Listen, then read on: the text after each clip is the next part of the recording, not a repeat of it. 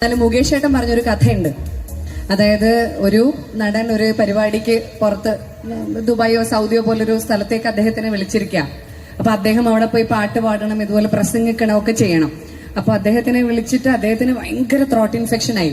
അപ്പൊ throat infection ആയിട്ട് ഇനി പോവാൻ പറ്റില്ല എന്നുള്ള സിറ്റുവേഷനാണ്. അപ്പൊ കൂടെയുള്ള ആൾക്കാർ, ഒരുപാട് ആൾക്കാർ പോകുന്നുണ്ട്, ഒരു ടീമായിട്ട് ദുബായിലേക്ക് പോവാണ്. അപ്പൊ എല്ലാരും പറഞ്ഞു, അയ്യോ ചേട്ടാ തീരെ വയ്യല്ലോ, നമുക്ക് വേറൊരാളെ റീപ്ലേസ് ചെയ്താലോ. അപ്പൊ പുള്ളിക്ക് ഒച്ചയില്ല, പുള്ളി ഒരു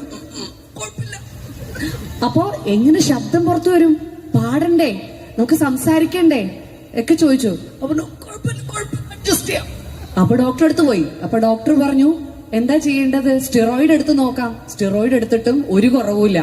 അപ്പൊ വീണ്ടും പുള്ളി എടുത്ത് ചോദിക്കുന്നു, നമുക്ക് വേറെ ആരെങ്കിലും പോയാലോ, ചേട്ടന് പറ്റില്ലെങ്കിൽ കുഴപ്പമില്ല, ഓർഗനൈസേഴ്സ് കുഴപ്പമില്ല അവിടെ വരുമ്പോ വരും എന്ന് പറഞ്ഞു.